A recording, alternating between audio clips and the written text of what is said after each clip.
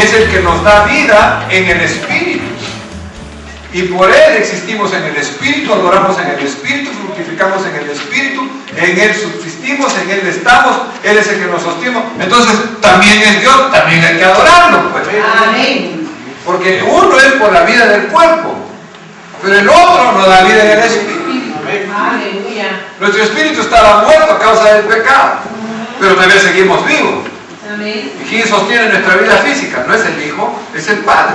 Amén. Pero ahora nos han dado vida por el Hijo. El Hijo es el que nos dio vida. ¿Vida dónde? Si teníamos vida en el Espíritu. Amén. Entonces mi espíritu vive gracias al Hijo y mi cuerpo todavía vive gracias al Padre. Amén.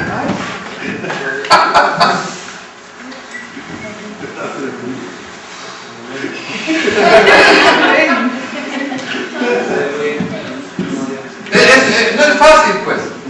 Es un poco complicado poder exponer y evitar cualquier otro pensamiento que no esté dentro de lo que está escrito. Pero así funciona. Por eso es que, como los dos tienen la misma esencia de vida, entonces ya no se puede dividir en dos.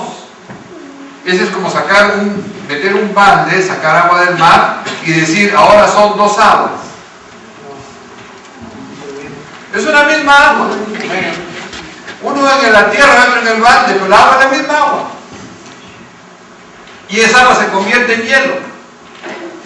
Entonces vamos a hablar de un agua sólida y de un agua líquida. El sólido y el líquido es lo mismo, es la misma composición. Entonces el sólido es el Hijo y el líquido es el Padre. Es la misma cosa. No hay diferencia sustancial, los dos son la misma esencia. Amén. Ok, ahora, ¿por qué no son dos? Porque si el Hijo tuviese su carácter y su voluntad independiente del Padre, entonces se independizan, pues ahí es la misma palabra, lo dice. A la hora que se independizan, se separan y se convierten ya no en uno, sino en dos. Pero al tener un mismo carácter, una misma voluntad, no solamente así sean dos, si sean 20 millones, seguirán siendo uno. Por eso que el matrimonio es interesante, porque cuando verdaderamente están enamorados y verdaderamente el uno es para el otro, el carácter de la mujer se pierde en el carácter del marido. Y los dos llegan a ser un solo carácter. Pero en Estados Unidos no se ve eso. Aquí lo tuyo es tuyo, y lo mío es mío, y lo tuyo sigue siendo mío, y lo mío sigue siendo mío. Por eso que es difícil interpretar el matrimonio moderno con la escritura. Pero hablando escrituralmente, la mujer pierde hasta su apellido, pierde su propia voluntad, se adhiere al marido y el marido es uno en ella. De tal manera que lo que el marido plantea, trabaja, cubre, ama, protege, está en unidad con la esposa. Entonces ella siempre va a decir, sí, mi amor, aunque por abajo va a ser. Sí, mi amor. Bueno, pues, entonces quiere decir de que la unidad de Dios nos explica la unidad del Hijo con el Padre. ¿Cuánto más cuando la iglesia, que son millones, se unan al Hijo y el Hijo unido al Padre, así que tú y yo somos una sola cosa? Ahora ellos también sean una sola cosa con nosotros. Aleluya. Entonces los trinitarios, ¿en qué se convirtieron? En millonarios. Amén. Porque ya no son tres, ahora son millones. Pero esos millones forman en un solo cuerpo.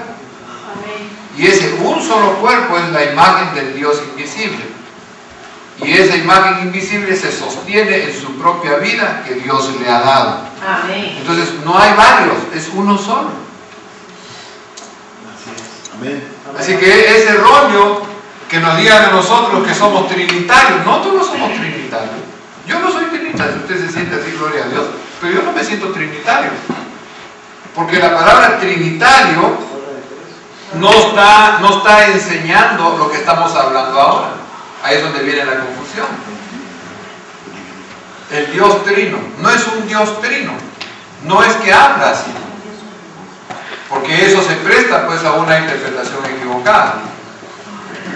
Pero Dios se ha manifestado en carne en la persona de Jesucristo, haciendo de Cristo Dios mismo corporalmente.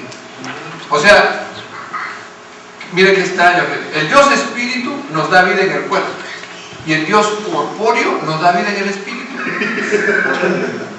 ¿Qué tal cruce, no?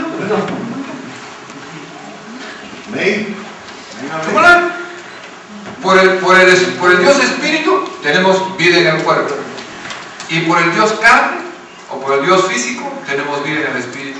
Se han hecho. Entonces quiere decir que ahora ya estamos entrando a las puertas del reino. Aleluya. Por eso es que en esta época estoy notando que se está despertando en diferentes partes un vivo deseo por entender el reino de Dios. He encontrado a un teólogo peruano, por si acaso, que explica tantas cosas del reino, pero oye, pues ya ven que se la copió, como que la copié yo. Pero tenemos qué afinidad para entender todos los propósitos del reino. Claro que aquí pues mucho más que yo, sabe muchísimo más que yo. Pero vamos a que los puntos principales lo tiene bien marcados, que son excelentes.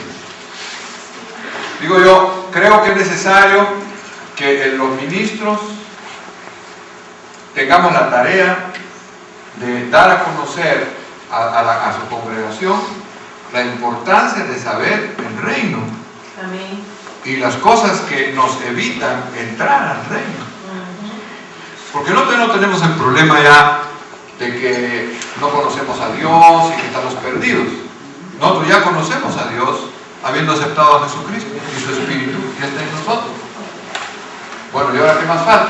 Bueno, lo que falta ahora es si vamos a entrar al reino eterno o no.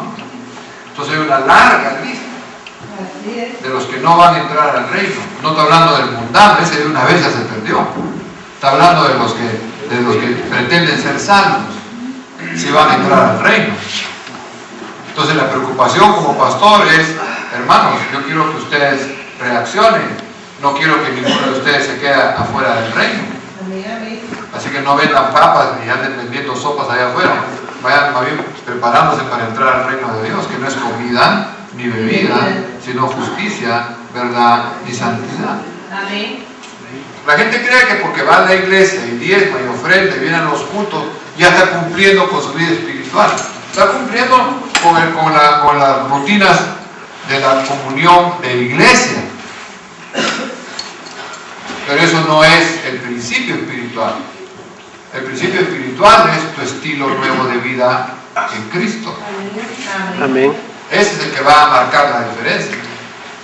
Entonces, mi preocupación crece más pensando en que la congregación que Dios ha puesto delante de mí tiene que ser dado, o tiene que conocer cuáles son, cómo es, para qué es el reino y hacia ahí, hacia dónde vamos. No les sé que después me pregunten, ¿y por qué no les enseñaste el reino? Solo los mandaste a multiplicarse, a que sea un montón.